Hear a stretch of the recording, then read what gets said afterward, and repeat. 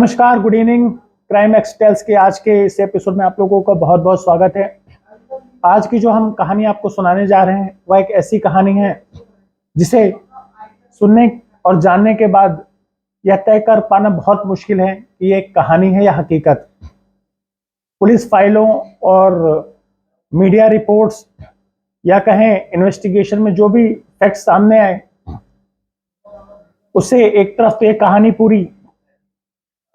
हकीकत लगती है जो एक व्यक्ति की हत्या की थी, लेकिन जब कोर्ट ने सभी आरोपियों को बरी कर दिया तो ये पूरी जो कहानी है वह कहानी लगने लगी। हालांकि सिंगापुर में 39 साल पहले हुआ यह हत्याकांड करी कांड के नाम से काफी चर्चित रहा, जो वहां के लोकल मीडिया से लेकर इंटरनेशनल मीडिया में छाया रहा। तो करी हत्याकांड क्या है, ये पूरा मामला क्या है, ये हम आपको बताते हैं। दरअसल 18 दिसंबर 1983 में नगरता नाम की एक महिला सिंगापुर के एक पुलिस स्टेशन में एक शिकायत दर्ज कराती है। यह शिकायत उसके 34 वर्षीय पति की गुमशुदगी की थी। वह पुलिस को बताती है कि आज से करीब 6 दिन पहले यानी 12 दिसंबर को उसका पति घर से गया था। वह घर से यह कह के गया था कि वह अपने दोस्तों के साथ कैसीनो जा रहा है, लेकिन पुलिस को शक होता है कि भाई जब 6 दिन तक के पति गायब था, 12 दिसंबर का मामला है, तो आखिर 18 दिसंबर को आके रिपोर्ट लिखवाने का क्या तुक बनता है। पुलिस उससे सवाल भी पूछती है। महिला बताती है कि दरअसल उसका पति बीच बीच में भी कई बार ऐसे 1-2 दिन के लिए जाया करता था और ये कह के जाया करता था कि मैं जल्दी आ जाऊंगा, या कभी कभी हो सकता था कि टाइम भी लग जाए, ये भी बात कह के जाता था। तो उससे लगा कि शायद जैसे कि आमतौर पे कई बार हो चुका है कि उसका पति कभी जल्दी कभी कुछ समय के लिए चला जाता है, तो हो सकता है वो वापस आ जाए। लेकिन 6 दिन तक जब वो वापस नहीं आया तो उसकी चिंता बढ़ गई, जिसके कारण से वह थाने आके ये शिकायत दर्ज करवाती है। पुलिस को भी लगता है कि हो सकता है ऐसा हो, पुलिस केस दर्ज कर लेती है। उसके बाद इन्वेस्टिगेशन शुरू होता है, आया कानून की तलाश शुरू होती है। पुलिस अपने पूरे मुखबिर नेटवर्क और सभी थानों को आया कानून की फोटो भेजती है, पता करती है कि भाई इस नाम का शख्स या कहीं मिला है या इसकी कोई ऐसी इंफॉर्मेशन कि जिससे पता चले कि आया कानून है या भी नहीं, क्योंकि 6 दिन बीत चुके थे। उसके बाद धीरे धीरे समय और बीतता रहा, लेकिन आया कानून का कोई भी सुराग पुलिस के हाथ नहीं लगा। धीरे धीरे करके महीने बीतते हैं। आया कानू की पत्नी थाने के चक्कर लगाती है, लेकिन उसके हाथ कुछ नहीं लगता। पुलिस उसे हर बार ये कहती है कि भाई हम इन्वेस्टिगेट कर रहे हैं, लेकिन आपके पति का फिलहाल अभी तक के कोई सुराग नहीं लगा। जैसे जैसे केस बढ़ता जाता है, टाइम बीतता जाता है, लोग और आया कानू की पत्नी और पुलिस धीरे धीरे इस मामले को भूलती जाती है, और एक तरीके से क्योंकि पुराना केस हो जाता है तो मामले को पुलिस ठंडे बस्ते में डाल देती है। फिर केस 4 साल बाद एक नया मोड़ ले लेता है। यह मोड़ तब आता है जब सिंगापुर पुलिस के एक डिटेक्टिव को पेजर पे एक मैसेज आता है। यह जो मैसेज था, जिसे सुनने और मैसेज की पूरी डिटेल्स जानने के बाद हर कोई हैरान रह जाएगा। तो सिंगापुर पुलिस के इस डिटेक्टिव के पास जो मैसेज आता है वो उसके मुखबिर का था, जिसमें वो बताता है कि 4 साल पहले 1983 में आया कानून नाम का एक व्यक्ति, उसकी 3 लोग मिलकर हत्या कर देते हैं। यहां तक के तो ठीक था, हो भी सकता है कि भाई कोई व्यक्ति गायब हो, उसकी हत्या कर दी हो, लेकिन उसके बाद जो मैसेज में कहा गया, उसके मुखबिर ने बताया, वो काफी हास्यास्पद था। मुखबिर बताता है कि हत्या के बाद हत्यारों ने बॉडी को डिस्पोज ऑफ करने के लिए एक पार्टी आयोजित की। पार्टी से पहले उन्होंने जो डेड बॉडी थी उसके छोटे छोटे टुकड़े करके हड्डियों को शहर के अलग अलग कोने में फिकवा दिया। फिर बाकी का जो शरीर या कहें लाश का जो बचा हुआ हिस्सा, तो उसके छोटे छोटे पीसेस करके करी बनाई। जैसे आमतौर पे चिकन करी और वो बनती है, वैसे इस करी को भी एक स्पेशल करी का नाम दिया गया। पड़ोसियों को बताया गया कि भाई आज कुछ खास है तो हमने आप लोगों के लिए एक स्पेशल करी बनवाई है। करीब 40-50 लोगों के हिसाब से यह करी बनाई जाती है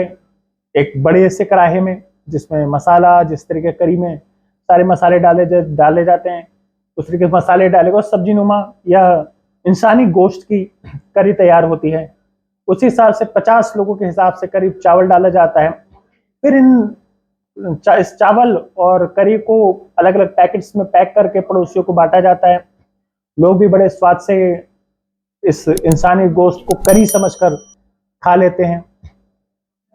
तो कहानी जब उसको पता चलती है, डिटेक्टिव कहता है कि यार ये क्या है, ऐसे कहाँ होता है, हत्या हुई, एक व्यक्ति गायब था, उसकी हत्या हुई, यहाँ तक तो समझ में आता है, लेकिन इस तरीके से जो करी बना के खिलाने वाली कहानी है ये कुछ हजम नहीं हुई। हालांकि वो अपने मुखबिर से मिलता है, मुखबिर उसको फिर कन्विंस करता है कि जी मेरे सूत्र ने ये बात मुझे बताई है और वो हमेशा सही बताता तो ये बात गलत नहीं हो सकती। अब क्योंकि डिटेक्टिव का भी ये मुखबिर काफी पुराना वाकिफ था, उसे कई ऐसी खुफिया इंफॉर्मेशन दे चुका था और कई केसों में मदद कर चुका था, तो उसे भी लगा कि इसके पीछे इसका क्या मोटिव हो सकता है, आखिर ये झूठ तो बोल नहीं सकता। और अचानक से एक व्यक्ति का बकायदा नाम लेके उसकी गुमशुदगी और उसके बाद उसकी हत्या की कहानी बताता है। खैर, डिटेक्टिव इस पूरे मामले को लेकर सीआईडी के अधिकारियों से मिलता है, उन्हें बताता है कि ऐसे ऐसे करके उसके एक मुखबिर ने उसे इंफॉर्मेशन दी है कि करीब 4 साल पहले एक व्यक्ति की हत्या की गई थी जिसमें 3 लोग शामिल थे। उसके बाद बॉडी को डिस्पोज ऑफ करने के लिए उसके छोटे छोटे टुकड़े कर कर उसकी करी बनाकर पड़ोसियों को खिला दिया गया। अब जैसा कि डिटेक्टिव का खुद का रिएक्शन अपने मुखबिर को लेकर था, उसी तरीके से सीआईडी के अधिकारियों ने भी डिटेक्टिव को रिएक्शन दिया और वहां से कहे कि यार ये कैसे हो सकता है, एक व्यक्ति जो लापता था उसकी हत्या तो समझ में आती है, लेकिन इस तरीके से उसकी करी बनाकर पड़ोसियों को खिला देना, ये बात कुछ हजम नहीं होती। फिर डिटेक्टिव कन्विंस करता है कि सर इस तरीके से, क्योंकि वो मेरा पुराना मुखबिर है, उसने बताया है तो बात गलत नहीं हो सकती है। तो अधिकारी उसको कहते हैं कि ठीक है, काम करिए कि आप इसे अपने लेवल पे, अपने स्तर पर इसको इन्वेस्टिगेट करिए। अब हरी झंडी मिल चुकी थी तो डिटेक्टिव आगे इन्वेस्टिगेशन शुरू करता है। अब इन्वेस्टिगेशन के नाम पे उसके पास मुखबिर का वो मैसेज, वह इंफॉर्मेशन थी जिसमें एक शख्स का नाम बताया गया, आया कानू, उसके लापता होने का समय बताया गया 1983। अब उस हिसाब से डिटेक्टिव आगे इन्वेस्टिगेट करता है कि उसको सिंगापुर के सभी थानों से डिटेल्स मांगता है, थानों में जाता है, पता करता है कि भाई इस नाम का कोई शख्स 1983 के दिसंबर माह में गायब हुआ था। 1-2 महीने बीत जाने के बाद भी कुछ नहीं लगता है, लास्ट में 3-4 थाने और वो जाता है तो उसे पता चलता है कि भाई हाँ, मैरिन माउंटेन रोड के एक पुलिस स्टेशन पर आया कानू नाम के एक व्यक्ति की गुमशुदगी की शिकायत दर्ज हुई है। वो थाने पहुंचता है, थाने में बताया गया कि 18 दिसंबर को यह शिकायत आया कानू नाम के इस व्यक्ति की पत्नी ने दर्ज कराई। शिकायत का जो कंटेंट था, जो विवरण था, वो पढ़ा गया, जिसमें पता चला कि भाई पत्नी ने बताया कि करीब 6 दिन पहले उसका पति गायब हुआ और 18 दिसंबर तक के नहीं आया, जिस कारण से उसने यह शिकायत पुलिस में दर्ज कराई। महिला ने यह कहें या आया कानू की पत्नी ने पुलिस को यह भी बताया था कि आया कानू आखिरी बार घर से यह कह के गया था कि वो कैसीनो गया है। तो इस आधार पे वो आगे की जांच शुरू करता है, पता करता है कि कैसीनो और ये जो कहानी, ये जो बताई गई बात, ये क्या है, ये सच्चाई जानने के लिए, क्योंकि जैसे कि पुलिस को पहले डाउट हुआ था कि 6 दिन बाद उसकी गुमशुदगी के मामले में की शिकायत दर्ज कराई गई, उसी को आगे लेके चलता है और करीब 30 लोगों से उस मामले को लेकर पूछताछ करता है। वह आया कानू के घर पे भी पहुंचता है, उसकी पत्नी से भी बात करता है, उससे पूरा पूछता है कि भाई कि आया कानू कैसे, कब गायब हुआ। वो बताती है सब कुछ। उसे लगता है कि आया कानू मिल गया, तो बताता है कि नहीं, आया कानू नहीं मिला, हम क्योंकि केस को इन्वेस्टिगेट कर रहे हैं तो मैं आपसे बस पूछताछ के लिए आया हूँ, पूछने के लिए। तो फिर से वही अपनी कहानी सुनाती है कि ऐसे ऐसे गायब हुआ था घर से, ये कह के गया था कि मैं कैसीनो जा रहा हूँ। उसके बाद डिटेक्टिव जांच को आगे बढ़ाता है, करीब 30 लोगों से पूछताछ करता है, उसमें पड़ोसी रहते हैं। आया कानू जहां जिस चर्च में कंपनी के थ्रू लगा था, केयर टेकर का काम करता था, उस चर्च में और के कंपनी से पूछताछ होती है जिस कंपनी के थ्रू लगा था कि भाई ये केयर टेकर का काम कैसे कर रहा था चर्च में, तो पता चला जी ठीक था, काम उन सब बढ़िया था। और भी पूछताछ होती है कि उसका स्वभाव कैसा था। फिर डिटेक्टिव जो उसके पड़ोसी हैं उनसे बात करता है और लोगों से बात करता है, तो एक बात सामने आती है कि आया कानू शराब पिया करता था और कई बार शराब के नशे में अपनी पत्नी से मारपीट किया करता था। अब पूछताछ होने के बाद, क्योंकि करीब 30 लोगों से पूछताछ हो चुकी थी, डिटेक्टिव जाके सीआईडी के अधिकारियों को बताता है कि भाई किस तरीके से 30 लोगों से पूछताछ कर चुका हूं, उसमें जो भी तथ्य हैं वो मैं आपको बताता हूँ, क्योंकि उसे हर हफ्ते रिपोर्ट देनी थी। तो बताता है कि जी इसमें कुछ लोग सस्पेक्ट हैं जिन पर मुझे शक है कि भाई ये लोग इस पूरी वारदात में शामिल हो सकते हैं। तो सीआईडी के अधिकारी पूछते हैं कि कौन है वो लोग, तो वो कहता है कि इसमें पहला जो शक है वो खुद आया कानू की पत्नी पे है, वो प्राइम सस्पेक्ट है। अब सीआईडी के अधिकारी पूछते भाई ऐसा क्यों लगता है,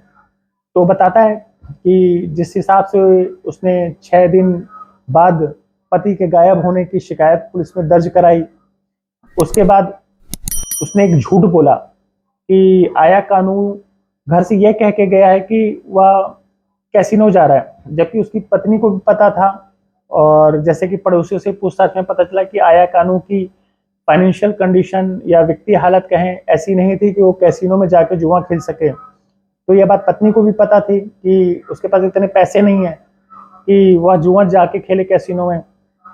तो सवाल ये उठता है कि आखिर उसने ये झूठ क्यों बोला कि उसका पति कैसीनो में कह के गया है कि मैं कैसीनो में जुआ खेलने जा रहा हूँ। तो सीआईडी के अधिकारी को भी लगता है कि भाई बात ठीक है कि आखिर ये झूठ बोलने की वजह क्या है, और कहीं ना कहीं हो सकता है कि इसकी पत्नी कुछ छुपा रही हो। उसके बाद वो ये कहता है कि जैसा कि मुखबिर ने बताया, ये बात तय हो चुकी है कि उसकी जो इन्फॉर्मेशन थी गलत नहीं, कि आया कानून नाम का व्यक्ति गायब हुआ, और उसकी जो उसने मुखबिर ने उन्हें बताया कि भाई इस सन में गायब हुआ, वो सन भी सही निकला। अब आगे जो उसमें इन्वेस्टिगेट करना था, ये प्रूफ करना था कि भाई आया कानून नाम का व्यक्ति जो गायब है उसकी हत्या हो गई है और इस तरीके से उसकी करी बना के पड़ोसियों को खिला दी गई है। अब ये कैसे पता चले, तो इसकी इंक्वायरी के लिए ये होता कि भाई कि ये जो सस्पेक्ट है, क्योंकि आया कानू की जो वाइफ है वो प्राइम सस्पेक्ट है, फिर जिस तरीके से अगर उसकी कहानी मानो, मुखबिर की जो उसने कहानी सुनाई, जो बताया, इंफॉर्मेशन दी कि उसके शरीर के छोटे छोटे टुकड़े करे गए और करी बनाकर पड़ोसियों को खिलाया गया, तो इससे यह भी लगता है कि भाई इस हत्याकांड को अंजाम देने के लिए अगर एक कहानी सही है तो इसमें हो सकता है कि कोई मीट शॉप वाला व्यक्ति इन्वॉल्व हो, क्योंकि बॉडी के छोटे छोटे टुकड़े करना एक प्रोफेशनल व्यक्ति ही कर सकता है। उसके लिए शार्प वेपन चाहिए जो मीट काटने के लिए इस्तेमाल होते हैं, तभी उसी से ऐसे टुकड़े हो सकते हैं। आगे केस का इन्वेस्टिगेशन चलता है। उसके बाद ये तय होता है कि भाई इसमें जो अदर सस्पेक्ट्स हैं, क्योंकि पड़ोसियों से जैसे कि पता चला था डिटेक्टिव को कि आया कानू अपनी पत्नी के साथ मारपीट भी किया करता था, तो आया कानू का एक साला फाइनेंस मिनिस्ट्री में था, सिंगापुर के फाइनेंस मिनिस्ट्री में था। तो उसका जो घर था वो आया कानू के घर से थोड़ी दूर पे एक एकांत स्थान पे था। तो ये लगा कि ऐसा ना हो तो नहीं कि कहीं कि जैसे कि आया कानू अपनी पत्नी के साथ मारपीट करता था तो उसके भाइयों को ये बात खराब लगी हो, उसके बाद सबने मिलकर ये हत्याकांड किया हो। खैर,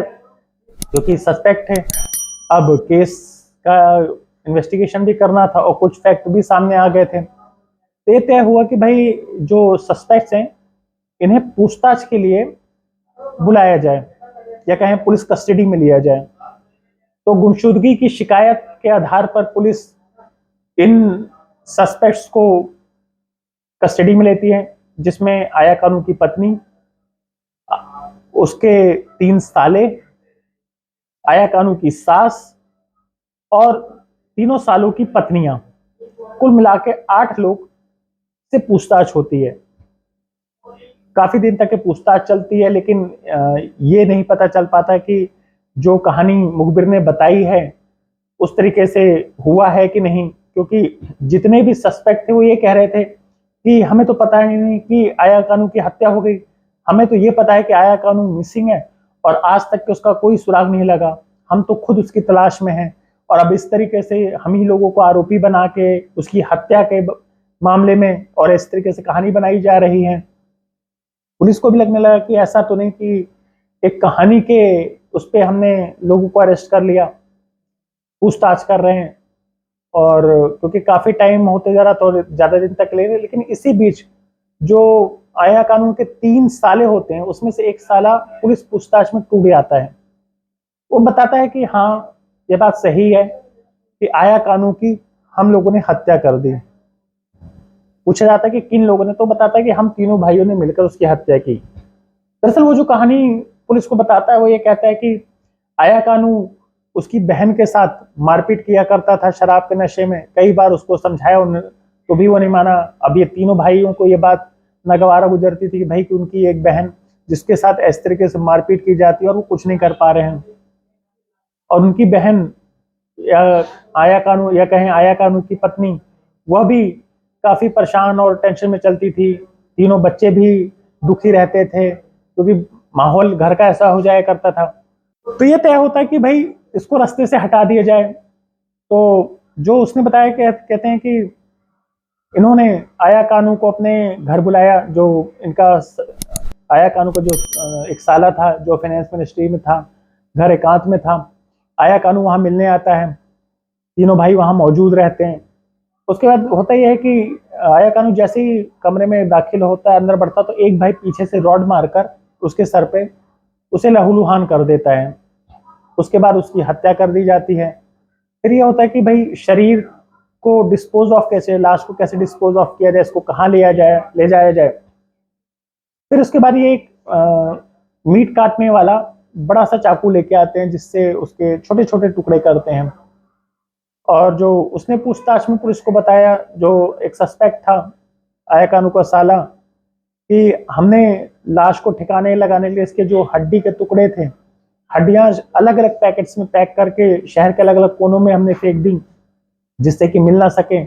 उसके बाद जो शरीर का जो बचा हिस्सा था, लाश का जो बचा हिस्सा था, उसके छोटे छोटे पीसेस किए, बहुत बारीक बारीक छोटे छोटे पीसेस किए, और ये तय हुआ कि इसको एक करी बनाकर लोगों को खिला दिया जाए जिससे कि कोई सुराग ना मिले। होता है फिर उसी हिसाब से वो आगे काम करते हैं। एक बड़ा से कढ़ाई में मसाला डालते हैं, जिस तरीके सब्जी बनाई जाती है, करी बनाई जाती है। उसके बाद चिकन के सारी के इंसानी गोश्त को उसमें डाल दिया जाता है और इंसान के गोश्त की करी तैयार की जाती है। उसके बाद 50 लोगों के करीब चावल डाला जाता है क्योंकि पड़ोसियों को खिलाना था। खाना तैयार होता है, चावल बन जाता है, इंसानी गोश्त की करी बन जाती है। उसके बाद इन्हें पैकेट्स में पैक किया जाता है। बताते करीब 40-50 पैकेट तैयार होते हैं जिसे ये लोग अपने पड़ोसियों को ले जाकर देते हैं और कहते हैं कि भाई ये एक स्पेशल करी है जो खास करके बनाई गई है, आप लोग भी इसको स्वाद लीजिए। अब स्पेशल थी क्योंकि अलग तरीके से कुछ था, किसी ने कभी सोचा भी नहीं था, खाना तो दूर किसी ने सोचा भी नहीं होगा कि इस तरीके से कुछ हो सकता है। लोग उसे खा लेते हैं, लोगों को भी स्वाद लगता है कि भाई हाँ कुछ अलग है, और इस तरीके से आया कानू की बॉडी डिस्पोज ऑफ हो जाती है। अब पुलिस के सामने कहानी थी, हत्या की वजह समझ में आ गई, बॉडी डिस्पोज किस तरह हुई उसकी पूरी कहानी सामने आ गई। उसके बाद पुलिस इस मामले को ले जाके कोर्ट में पेश करती है। अब कोर्ट में जब ये मामला जाता है तो दोनों पक्षों की बहस शुरू होती है। सीआईडी के जो वकील होते हैं, पुलिस के वकील होते हैं, वो अपना पक्ष रखते हैं, कहानी सुनाते हैं कि भाई इस तरीके से आया कानू नाम का एक व्यक्ति गायब हो जाता है और 4 साल से गायब रहता है। उसके बाद ऐसी इन्फॉर्मेशन मिलती है, पता चलता है कि जी उसकी हत्या करके करी बनाकर पड़ोसियों को खिला दी गई है। सुनने में बड़ा जज को भी अटपटा लगा कि कोर्ट को भी लगा, बोले यार ये कैसी कहानी है। ये कहानी है, ये वाकई कोई हकीकत है जो पुलिस बता रही है। वहीं जो आया कानू के सालों की तरफ से जो उनके वकील था, तो कहता है कि जी ये कहानी है, और इस तरीके से क्योंकि आया कानू गायब है और पुलिस ने बिना किसी सबूत, बिना किसी आधार पे जो उसके मुवक्किल हैं उनको सबको अरेस्ट करके जेल में ठूस रखा है। अब केस के आगे सुनवाई होती है, पुलिस कहती है कि जी ठीक है, हम मानते हैं कि हमारे पास कोई सबूत नहीं है, क्योंकि जैसा वकील कहते हैं कि भाई पुलिस अगर कह रही कि इन्होंने हत्याकांड को अंजाम दिया, तो जो कहानी पुलिस ने अपनी चार्जशीट में बताई है, जो कहा है कि इस तरीके से इन्होंने बॉडी को डिस्पोज ऑफ की, उसके टुकड़े किए, हड्डियों को ले जाके बाहर फेंका अलग अलग कोनों में शहर के, तो हड्डियों के टुकड़े कहाँ हैं, वो वेपन कहाँ है, वो कराही कहाँ है, और भी कई फैक्ट्स, ना कोई चश्मदीद है, तो कुछ ऐसा सबूत नहीं है जो ये साबित कर सके कि हत्या इन्होंने की है। और सबसे पहले तो सबसे बड़ी बात यह है कि आया कानू है कहाँ, क्योंकि ये साबित करने के लिए कि ये मौत, जो हत्या हुई आया कानू की, ये एक सबसे बड़ा सवाल था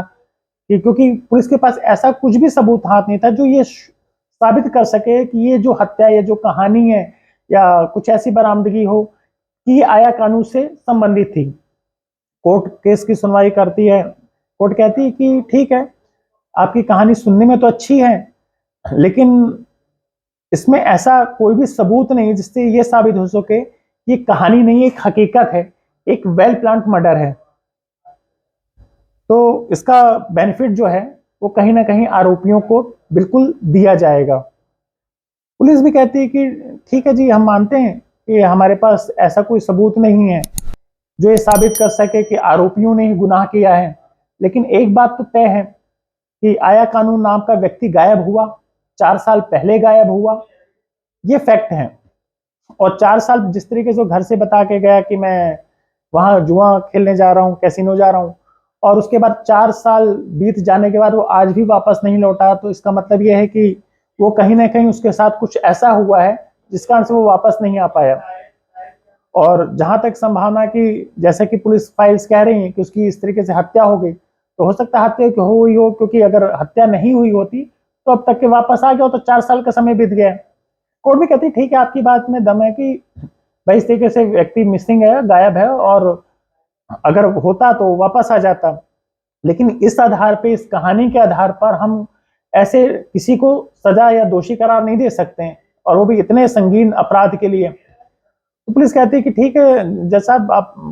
माननीय कोर्ट का जो भी फैसला है वो मानना होगा, लेकिन क्योंकि हमें इन्वेस्टिगेट करना है और एक आरोपी ने अब कोर्ट में मुकर रहा है, कह रहा है कि भाई मैंने ऐसा कोई स्टेटमेंट नहीं दिया, तो हमें केस को आगे इन्वेस्टिगेट करने के लिए आप एक काम करिए, 8 में से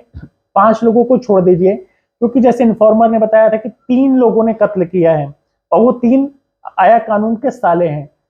तो इन तीनों की कस्टडी हमें चाहिए, हम इनसे और पूछताछ करना चाहते हैं, बाकी 5 लोगों को आप भले छोड़ दीजिए। तो पुलिस की बात मानती है, इन तीनों को कस्टडी में रखते हुए बाकी आया कानू की पत्नी, आया कानू के सालों की तीनों पत्नियों और आया कानू की सास, इन 5 लोगों को छोड़ देती है। अब केस आगे चलता है, तीनों लोग जेल में बंद, पुलिस इन्वेस्टिगेशन करती है क्योंकि प्रेशर होता है, मीडिया में भी बात चल रही थी, नेशनल से लेकर इंटरनेशनल मीडिया में यह करी कांड छाया हुआ था, लेकिन पुलिस के हाथ कुछ भी सबूत नहीं लगता जो ये साबित कर सके कि हाँ,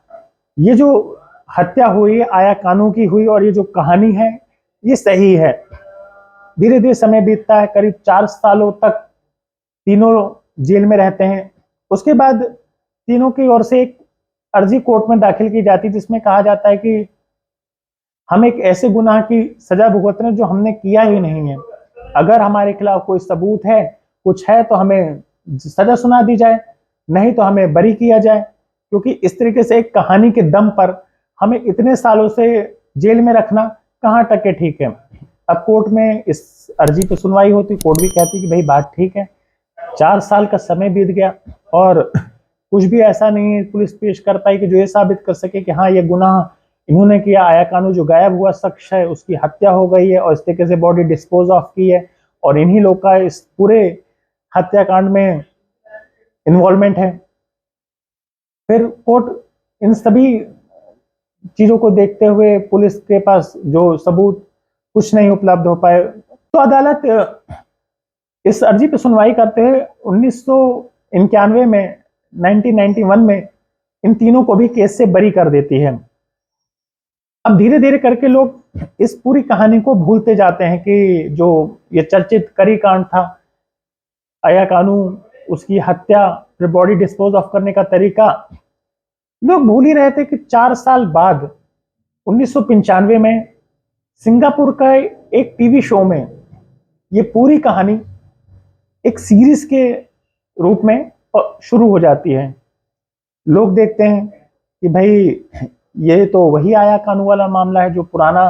करी कांड के नाम से मशहूर था। शो में भी दिखाया गया कि एक व्यक्ति ऐसे से गायब हो जाता है, उसके 3 साले मिलकर उसकी हत्या करते हैं, उसके बाद उसकी बॉडी को ठिकाने लगाने के लिए उसके बाकायदा छोटे छोटे टुकड़े करके जैसे चिकन करी बनती उसी तरीके से इंसानी गोश्त की करी बनाकर पड़ोसियों को खिलाकर बॉडी को डिस्पोज ऑफ कर देते हैं। लेकिन कुछ सबूत हाथ नहीं लगते हैं और आरोपी बरी हो जाते हैं।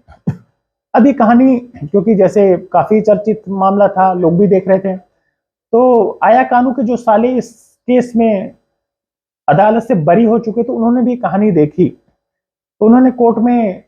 जो टीवी चैनल था उसके खिलाफ केस दायर किया कि भाई इस तरीके से हमारी बदनामी की जा रही, इस मामले में हमें झूठा फंसाया गया, कोर्ट से हम बरी हो चुके हैं, पुलिस के पास कोई सबूत नहीं है, और एक टीवी सीरियल हमें एक एक्यूज के रूप में पूरा दिखा रहा है कि ये जैसे ऐसा लग रहा है कि ये हत्याकांड हम ही ने किया और हम सबूतों के अभाव में बरी हो गए, जबकि ऐसा कुछ नहीं है। अदालत डेफर्मेशन के केस में सुनवाई करती है, कोर्ट कहती है कि भाई ठीक है, आपकी बात सही कि आप लोग बरी हो चुके हो, लेकिन इस शो में क्योंकि एक कहानी है जो ऑन रिकॉर्ड है, पुलिस फाइल्स में है, कोर्ट में है, और जो शो है उसमें कहीं भी ऐसा कुछ भी नहीं दिखाया गया जिससे आपकी आइडेंटिफिकेशन हो कि ये कत्ल आपने ही किया है। ये कहानी है जो टीवी शो में दिखाई जा रही है। तो कोर्ट जो है उनके इस जो डेफर्मेशन का केस होता है, जो अर्जी दाखिल की जाती है, उसे खारिज कर देती है। तो करीब 95 के बाद भी आज 2022 आ गया है, 39 साल बीत चुके हैं। आया कानू कहाँ है भी या नहीं है, इसका किसी को भी नहीं पता। आया कानू की वाकई हत्या हो गई या आज भी वो कहीं और है, ये एक पहेली बनी हुई है। अब पुलिस फाइल्स और जो कोर्ट का जजमेंट आया उसके बाद ये तय कर पाना काफी मुश्किल है, जैसे कि हमने पहले ही कहा था, ये तय कर पाना काफी मुश्किल है कि कहानी है हकीकत, क्योंकि सारी चीजें पुलिस की फाइल्स में, कोर्ट में ऑन रिकॉर्ड हैं कि आया कानू गायब होता है और इस तरीके से तो पुलिस फाइल कहती है कि इस तरीके से उसकी हत्या करके उसकी बॉडी डिस्पोज ऑफ कर दी जाती है। लेकिन जितने भी आरोपी होते हैं जिस हिसाब से बरी होते हैं उनके पास कोई सबूत नहीं होता है, तो पुलिस की जो थ्योरी थी या जो ये जो कहें जो कहानी थी वो एक कहानी मात्र लगती है, क्योंकि अगर कुछ सबूत, कुछ कॉन्क्रीट होता तो आया कानू के जो हत्यारे थे वो आज सलाखों के पीछे और सजा काट रहे होते हैं। तो ऐसे ही विचित्र, अजीबोगरीब कई किस्से और कहानियां सामने आते रहते हैं, जिन्हें हम ऐसे ही आपके सामने समय समय पे अपने इस खास कार्यक्रम क्राइमेक्स टेल्स में सामने लाते रहेंगे। तो फिर मिलते हैं अगले एपिसोड में, अगले हफ्ते एक नई कहानी के साथ।